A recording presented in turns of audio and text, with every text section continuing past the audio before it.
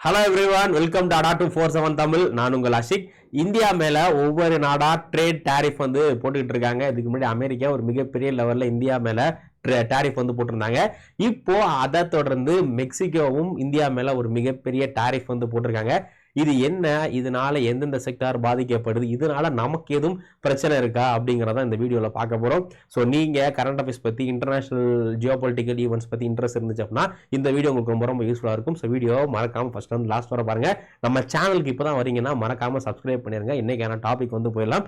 So இன்னைக்கு நம்ம எதை பற்றி பார்க்க போகிறோம் அப்படின்னா, ரீசெண்டாக மெக்சிகோ இந்தியா மேலே 50% டாரிஃப் வந்து போட்டிருக்காங்க, வரி வந்து போட்டிருக்காங்க. அதை பற்றி தான் பார்க்க போகிறோம். இந்த டாரிஃப் அப்படிங்கிறது ஒன்றும் கிடையாது. இப்போ நம்ம உலகத்தில் கூடிய எல்லா நாடுகளுமே ஒரு நாடை இன்னும் ஒரு விஷயத்துக்காக சார்ந்தா இருக்கு. இப்போ இந்தியாவில் எல்லா பொருட்களுமே விலைதான், எல்லா பொருட்களுமே கிடைக்குதுன்னா கண்டிப்பாக கிடைக்காது. நம்ம இந்தியா என்ன பண்ணுறோம்னா, ஒரு சில நாடுகள் கிட்ட இருந்து பொருளை நம்ம இறக்குமதி பண்ணுறோம். அதே மாதிரி இந்தியாவில் அதிகமாக நம்ம உற்பத்தி பண்ணக்கூடிய விளையக்கூடிய பொருட்களை வெளிநாடுகளுக்கு எக்ஸ்போர்ட் பண்ணுறோம் இல்லையா. ஸோ இதுக்கு பேர் என்ன சொல்கிறாங்க அப்படின்னா இன்டர்நேஷனல் ட்ரேடு. இப்போ இந்தியா இருக்கு, இப்போ இதான் இந்தியா இல்லை இதான் மெக்சிகோ அப்படின்னா, நம்ம இந்தியா என்ன பண்ணுறோம், இந்தியாவிலேருந்து ஒரு சில பொருட்களை நம்ம மெக்சிகோவுக்கு ஏற்றுமதி பண்ணுறோம். அதே மாதிரி மெக்சிகோவிலேருந்து ஒரு சில பொருட்களை நம்ம இறக்குமதி வந்து பண்றோம். இப்போ நம்ம இந்தியாவில இருந்து மெக்சிகோக்கு பொருள் அனுப்புறோம் இல்லையா, அதுக்கு மெக்சிகோ என்ன பண்ணுவாங்கன்னா, ஒவ்வொரு நாடும் இது இந்த வரி அப்படிங்கிறது ஒவ்வொரு நாடும் வந்து வெவ்வேறு மாதிரில போடுவாங்க. இப்போ இந்தியாவில இருந்து நம்ம மெக்சிகோ ஏற்றுமதி செய்யற பொருட்களுக்கு அந்த பொருட்களை பொறுத்து மெக்சிகோ வரி போடுவாங்க. ஒரு சில பொருட்களுக்கு 10% போடுவாங்க, ஒரு சில பொருட்களுக்கு 15%, 20% மாதிரி ஒவ்வொரு நாடுகளும் அந்த நாட்டுக்கு, ரெண்டு நாடுகளுக்கு இடையில எந்த அளவுக்கு நட்புறவு இருக்கு. அதே மாதிரி ஒரு சில நாடுகள் ஃப்ரீ ட்ரேட் அக்ரிமெண்ட் வந்து சைன் பண்ணியிருப்பாங்க. அந்த மாதிரி ஃப்ரீ ட்ரேட் அக்ரிமெண்ட் சைன் பண்ணிருக்கப்போ 0% இந்தியா அந்த நாட்டுக்கு ஏற்றுமதி பண்றாங்க அப்படின்னா 0% எந்த விதமான வரியுமே போட மாட்டாங்க. அதே மாதிரி மெக்சிகோல இருந்து இந்தியாவுக்கு வரக்கூடிய பொருட்களுக்கு இந்தியா என்ன பண்ணுவாங்க, 10% இல்ல 5% இந்தியாவுடைய பாலிசிக்கு ஏற்ற மாதிரி டாரிஃப் வந்து போடுவாங்க. இதுக்கு பேர் என்ன சொல்றாங்கன்னா டாரிஃப். நம்ம இந்தியாவில இருந்து மெக்சிகோக்கு ஏற்றுமதி பண்ணக்கூடிய பொருட்களுக்கு மெக்சிகோ ஒரு சில வரி போடுவாங்க. அதே மாதிரிதான் இந்தியாவும் நம்ம மெக்சிகோல இறக்குமதி பண்ணக்கூடிய பொருட்களுக்கு நம்ம வரி வந்து போடுவோம். இதுக்கு பேர் தான் டாரிஃப் அப்படிங்கிறது. இப்போ மெக்சிகோ என்ன பண்றாங்க அப்படின்னா, இந்தியாவில இருந்து மெக்சிகோக்கு போகக்கூடிய ஒரு சில பொருட்களுக்கு 50%, ஓகேங்களா, இந்தியாவுக்கு மட்டும் இல்ல, இந்தியா போன்ற சில நாடுகளுக்கு போட்டிருக்காங்க. இதுல இந்தியாவுக்கும் 50% வரி வந்து விதிச்சிருக்காங்க. இது எதனால, இதோடைய ஃபுல் பேக்ரவுண்டும் இந்த வீடியோல நம்ம வந்து பார்க்க போறோம். ஸோ இப்போ நான் சொன்ன மாதிரி மெக்சிகோ என்ன பண்ணிருக்காங்க அப்படின்னா, மெக்சிகோவுடைய காங்கிரஸ், நம்ம பார்லிமெண்ட் இருக்குல்ல, அதே மாதிரி மெக்சிகோவுடைய பார்லிமெண்ட் என்ன பண்ணிருக்காங்க அப்படின்னா, ஒரு சில பொருட்களுக்கு 5 to 35, இந்தியா மாதிரியான ஒரு சில நாடுகள் இருந்து மெக்சிகோக்கு வரக்கூடிய பொருட்களுக்கு ஒரு சில பொருட்களுக்கு 5 to 35% வரி போடுறாங்க. ஆனா நிறைய ஐட்டத்துக்கு என்ன பண்றாங்க அப்படின்னா 50% வரி போடுறாங்க. ஃபார் எக்ஸாம்பிள், அந்த ஐட்டம் அங்க போகும்போது $100 இருக்கு அப்படின்னா எக்ஸ்ட்ரா 50% அவங்க வரி வந்து போட போறாங்க. ஸோ இதுதான் வந்து இந்த பிரச்சனை.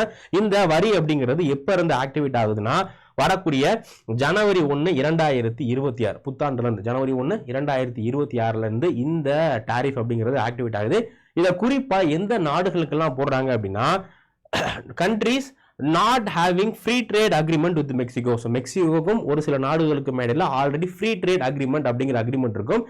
ஃப்ரீ ட்ரேட் அக்ரிமெண்ட் இருந்துச்சு அப்படின்னா 0% தான் அந்த நாடு ஏற்றுமதி இறக்குமதி பண்றதுல 0% தான் டாரிஃப் போடுவாங்க. ஸோ மெக்சிகோ கூட எந்தெந்த நாடுகள் கிட்ட எல்லாம் ஃப்ரீ ட்ரேட் அக்ரிமெண்ட் இல்லையோ அந்த எல்லா நாடுகள், குறிப்பா ஏசியாவில் இருக்கக்கூடிய இந்தியா, சைனா, இந்த மாதிரி ஏசியாவில் இருக்கக்கூடிய நாடுகள் மேல இந்த வரியை வந்து போட போறாங்க. இதான் வந்து முக்கியமான விஷயம். ஸோ மெக்சிகோ அப்படிங்கிறது எங்க இருக்குன்னா, அமெரிக்காவுக்கு கீழே. ஸோ அமெரிக்காவுக்கு கீழே இருக்கக்கூடிய ஒரு சின்ன நாடு தான் வந்து மெக்சிகோ. நம்ம கல்ஃப் ஆஃப் மெக்சிகோன்னு படிச்சிருப்போம் இல்லையா. ஸோ இந்த மெக்சிகோ அப்படிங்கிறது அமெரிக்காவுக்கு அப்படியே கீழே இருக்கக்கூடிய ஒரு முக்கியமான நாடு தான் மெக்சிகோ. இப்போதான் புதுசாக தான் மெக்சிகோவுடைய பிரசிடென்ட்டா, இவங்க தான் மெக்சிகோவுடைய பிரசிடென்ட் கிளாடியா ஷின்பம். ஸோ கிளாடியா ஷின்பம் அப்படிங்கிற இவங்க தான் மெக்சிகோடைய பிரசிடென்ட் ஆக. இப்போ இவங்க அமெரிக்காவுக்கு ஃபேவரா, ஸோ அமெரிக்காவுடைய கொஞ்சம் நெருங்கி இதாகிற மாதிரி இருக்காங்க. ஸோ அதனால தான் இந்த டாரிஃப் வந்து போட்டிருக்காங்க அப்படிங்கிற மாதிரியும் சொல்லப்படுது.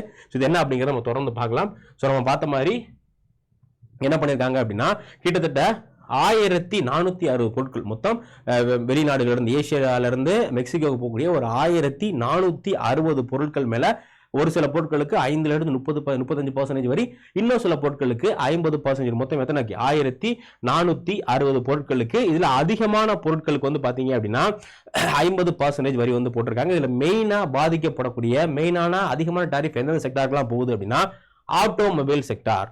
நம்ம இந்தியால இருந்து மற்ற நாடுகள்ல இருந்து மெக்சிகோக்கு காரு, பைக் இதெல்லாம் ஏற்றுமதி பண்றாங்க இல்லையா, அதுக்கு வந்து போகுது.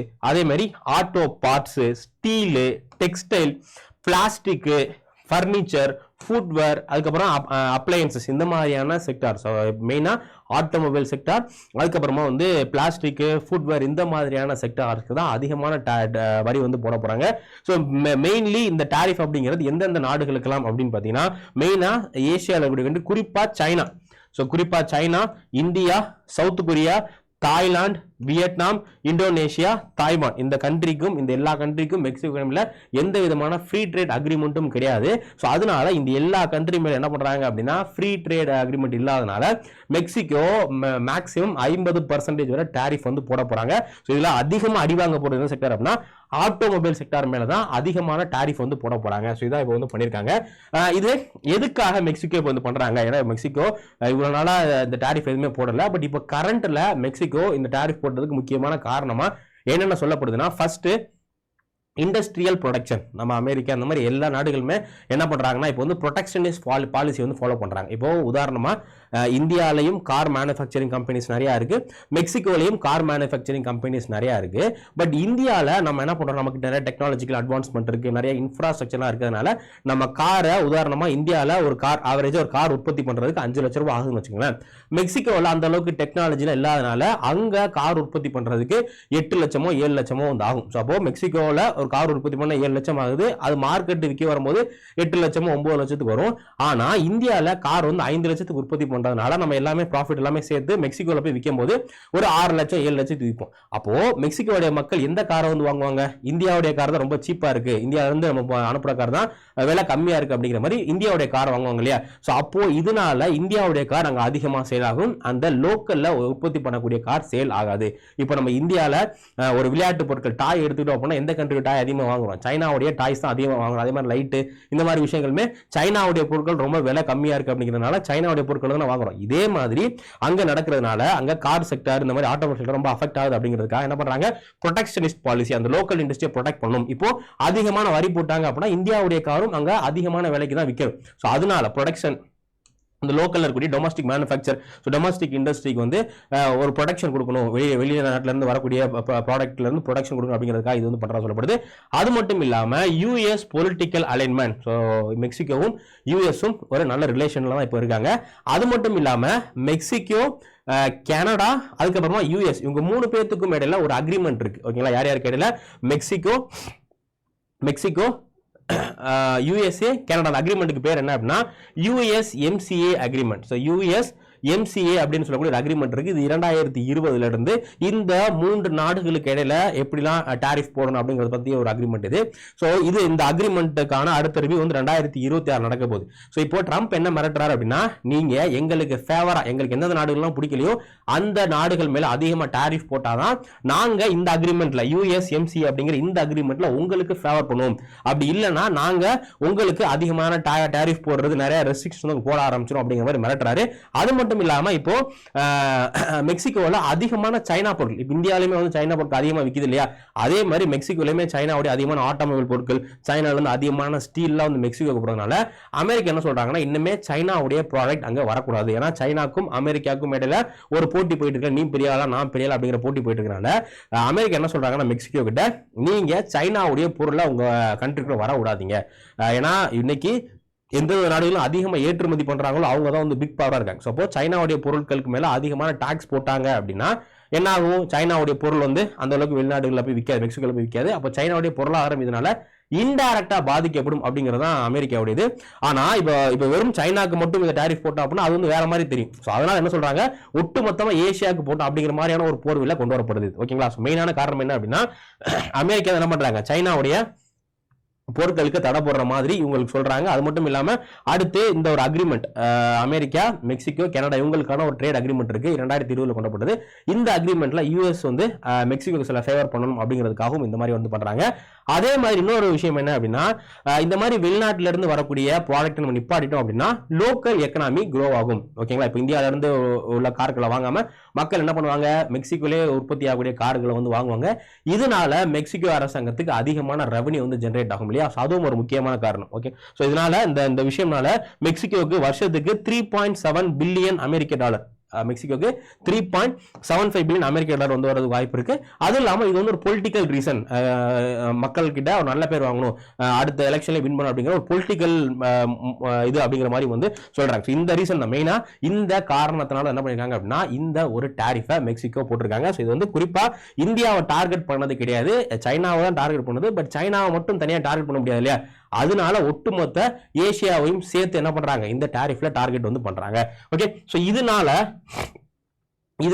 இந்தியாவுக்கு என்ன பாதிப்பு இருக்கு அப்படிங்கறத பார்க்கலாம். அதுக்கு முன்னாடி இப்ப கரண்ட்ல இந்தியாவுக்கும் மெக்சிகோக்கான ட்ரேட், இந்தியாவுக்கும் மெக்சிகோவுக்குமான ட்ரேட் எவ்வளவு இருக்கு, நம்ம மெக்சிகோக்கு என்னென்னலாம் ஐட்டங்கள் மெயினா எக்ஸ்போர்ட் பண்றோம் அப்படிங்கறத பார்க்கலாம். இப்ப கரண்ட்ல இந்தியால இருந்து மெக்சிகோக்கு எவ்வளவு மதிப்பிலான பொருட்கள் அனுப்புறோம் அப்படின்னா 5.6 பில்லியன் 5.6 பில்லியன் 5.6 பில்லியன் மதிப்பிலான பொருட்களை நம்ம இந்தியால இருந்து மெக்சிகோக்கு அனுப்புறோம்.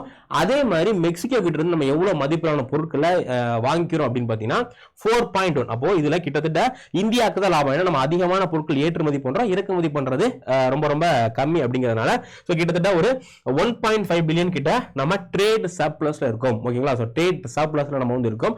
இதான் வந்து மெயினானது. நம்ம அதிகமா என்னென்ன எக்ஸ்போர்ட் பண்றோம்னா பேசஞ்சர் வெஹிக்கிள், அதிகமா காரு மற்றும் காருக்கான உதிரி பாகங்கள் இருக்கு இல்லையா, இதுதான் வந்து நம்ம அதிகமா இது பண்றோம். இதோடைய வேல்யூ மட்டுமே இந்த 5 பில்லியன்ல நம்ம 0.8ல இருந்து 1 பில்லியன் மதிப்பிலான காருக்கான உதிரி பாகங்களை நம்ம மெக்சிகோக்கு எக்ஸ்போர்ட் பண்றோம். அது மட்டும் இல்லாம electrical and electronic equipment, machineries, chemical, steel, textile, footwear, இந்த மாதிரி நிறைய பொருட்கள் நம்ம மெக்சிகோக்கு எக்ஸ்போர்ட் பண்றோம். இதனால என்ன செக்டர் வந்து பாதிக்கப்பட வாய்ப்பு இருக்குன்னா, அதிகமா பாதிப்படைய போறது இந்த பேசஞ்சர் கார் வெஹிக்கிள், இந்த பேசஞ்சர் வெஹிக்கிள் இருக்கு இல்லையா, கார் செக்டர், ஆட்டோமொபைல் செக்டர் தான் அதிகமா வந்து பாதிக்கப்படுது. அது இல்லாம இதனால first car sector, passenger car sector first பாதிக்கப்படுது. அடுத்து auto component sector, then iron and Steeles, textile, plastic, இந்த மாதிரியான இந்தியாவில இருந்து நம்ம அனுப்பக்கூடிய எல்லா செக்டாருமே பாதிக்கப்படுறதுக்கு வாய்ப்புகள் இருக்கு. ஓகேங்களா, இப்ப இதனால யாருக்கு நன்மை யாருக்கு தீமை அப்படின்னா ஃபர்ஸ்ட் மெக்சிகோ. மெக்சிகோ நன்மை ஏன் அப்படின்னா மெக்சிகோவுடைய டொமஸ்டிக் இண்டஸ்ட்ரீஸ் வந்து பாதுகாக்கப்படும். இதனால மெக்சிகோவுடைய domestic steel industry, textile industry, auto part industry, இது எல்லாமே வந்து இப்போ இம்போர்ட் கம்மியாயிருச்சு அப்படின்னா அந்த நாட்டிலே நிறைய உற்பத்தி பண்ண ஆரம்பிப்பாங்க. அந்த நாட்டு மக்கள் அந்த நாட்டுடைய பொருட்களை வாங்க ஆரம்பிப்பாங்க. இதனால மெக்சிகோக்கு நல்லது. அது மட்டும் இல்லாம மெக்சிகோக்கு அரசாங்கத்துக்கு வருவாயும் வந்து வரும். இதுல இன்டைரக்டா கெயின் ஆக போறது யாரு அப்படின்னா யூஎஸ்ஏ தான் கெயின் ஆக போறாங்க. ஏன் அப்படின்னா இப்ப குளோபல்ல யூஎஸ்ஏ, சைனா, இவங்க ரெண்டு பேரும் ஓரளவுக்கு டாமினேட் பவரா இருக்காங்க. இப்போ சைனாவுடைய ப்ராடக்ட் கொஞ்சம் மெக்சிகோ டவுன் ஆகிறதுனால சைனாக்கு எக்கனாமிக்கு மிகப்பெரிய லாஸ் வந்து ஏற்படுறதுக்கு வாய்ப்பு இருக்கு. இதனால யூஎஸ்ஏ இன்டைரக்டா பெனிஃபிட் ஆக வாய்ப்பு இருக்காங்க. இவங்க எல்லாத்துக்குமே இதனால நன்மை இருக்கு. இதனால யாருக்கெல்லாம் தீமை அப்படின்னு பாத்தீங்கன்னா ஃபர்ஸ்ட் இந்த countries, China, India, south Korea, இந்த மாதிரி கண்ட்ரிஸ் எல்லாமே வந்து இதனால கண்டிப்பா பாதிக்கப்படுவாங்க.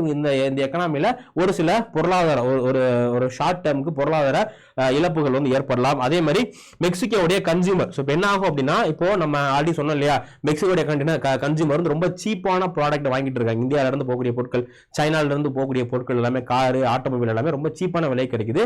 இன்னுமே அந்த மாதிரி சீப்பான பொருள் வாங்க முடியாது. மெக்சிகோ உற்பத்தி பண்ணக்கூடிய பொருட்கள் எல்லாமே காஸ்ட் கொஞ்சம் ஹையா இருக்கு. இதனால மெக்சிகோடைய கன்சியூமர் வந்து பாதிக்கப்படுவாங்க. அது மட்டும் இல்லாம மெக்சிகோவுடைய இந்த கார் கம்பெனிஸ் இவங்க எல்லாமே வந்து ஆட்டோமொபைல் பார்ட்ஸ் வாங்கி அங்க அசம்பிள் பண்ணுவாங்க. அந்த மாதிரி கம்பெனி வந்து பாதிக்கப்படுது. இப்போ இந்தியாவுக்கு என்ன ஆப்பர்ச்சுனிட்டிஸ் இருக்கு அப்படின்னா இந்தியா எமர்ஜென்சி டிப்ளமசியை கையாளணும். இந்தியா வந்து பாத்தீங்க அப்படின்னா மெக்சிகோவுக்கு கிட்ட டெம்பரரி எக்ஸெப்ஷன் கேட்கலாம். உடனே இது வந்து இன்னும் ஒரு மாசம் கூட இல்ல, ஒரு 20 நாள் இது நடைமுறைக்கு வரும்னு சொல்றாங்க இல்லையா. அதுக்கு நம்மளுடைய எக்கனாமிலாம் வந்து அந்த அளவுக்கு ப்ரிப்பேர் ஆயிருக்காது, கம்பெனிஸ் அந்த அளவுக்கு ப்ரிப்பேர் ஆயிருக்க மாட்டாங்க. அதனால கொஞ்சம் எக்ஸெப்ஷன் கேட்கலாம். எங்களுக்கு வந்து ஒரு மாசமோ இல்ல ஒரு 3 மாசமோ 4 மாசமோ இதுல இருந்து கொஞ்சம் எக்ஸெப்ஷன் கொடுங்க அப்படிங்கிற மாதிரி இந்தியா ஃபர்ஸ்ட் எக்ஸெப்ஷன் கேட்கலாம். அது மாதிரி நிறைய பண்ணிருக்காங்க. எக்ஸெப்ஷன் வந்து கேட்கலாம். அதே மாதிரி இந்தியா எவிடன்ஸ் சப்மிட் பண்ணல. இந்த மாதிரி நாங்க வந்து ஜஸ்ட் எக்ஸ்போர்ட் தான் பண்றோமே தவிர ஓவரா டம்ப் பண்ணல. இந்த எக்ஸ்போர்ட் இம்போர்ட்ல டம்பிங் அப்படிங்கிறது இருக்கு. டம்பிங் அப்படின்னா ரொம்ப ரொம்ப சீப்பான ரேட்டுக்கு போய் விற்கிறதுக்கு பேர் டம்பிங் சொல்றாங்க. அந்த மாதிரி பண்ணாம நாங்க வந்து நார்மல் ரேட், ரீசனபிள் ரேட் தான் வித்துக்கிட்டு இருக்கோம் அப்படிங்கிற மாதிரி இந்தியா எவிடன்ஸ் வந்து ப்ரோமோட் சப்மிட் பண்ணாங்க. சைனா மாதிரி ரொம்ப உங்களுடைய மார்க்கெட் எல்லா விஷயத்தையும் கொண்டு வந்து டம்ப் பண்ணல அப்படிங்கிறதையும் சொல்லலாம். அது மட்டும் இல்லாம இந்தியா வந்து இந்தியால இருந்து எக்ஸ்போர்ட் பண்றாங்க இல்லையா, கார் ஏற்றுமதி பண்றாங்க, இவங்க எல்லாத்துக்குமே வந்து ஒரு சில ஃபெசிலிட்டி, இன்சென்டிவ்ஸ் எல்லாம் கொடுக்கலாம். ஏன்னா இப்போ டாக்ஸ் போட்டதுனால காரோடைய காஸ்ட் எல்லாமே ஜாஸ்தியாகும் இல்லையா. அதனால யாரெல்லாம் இந்தியாவில இருந்து கார், டெக்ஸ்டைல் எல்லாம் எக்ஸ்போர்ட் பண்றாங்களோ மெக்சிகோக்கு, அந்த கம்பெனிஸ்க்கு இந்தியா வந்து என்ன பண்ணலாம் அப்படின்னா கொஞ்சம் டாக்ஸ் பெனிஃபிட்டோ இல்லை வேற ஏதாச்சும் எக்ஸ்போர்ட்டில் சப்போர்ட்டோ பண்ணாங்க அப்படின்னா இப்போதைக்கு இந்தியாவுடைய பொருளாதாரம் இதிலிருந்து பாதிக்கும். ஸோ இது வந்து நல்லதா கெட்டதான்னு கேட்டிங்க அப்படின்னா இது மெக்சிகோடைய பாயிண்ட் ஆஃப் வியூவில் பார்த்தீங்க அப்படின்னா நல்லது.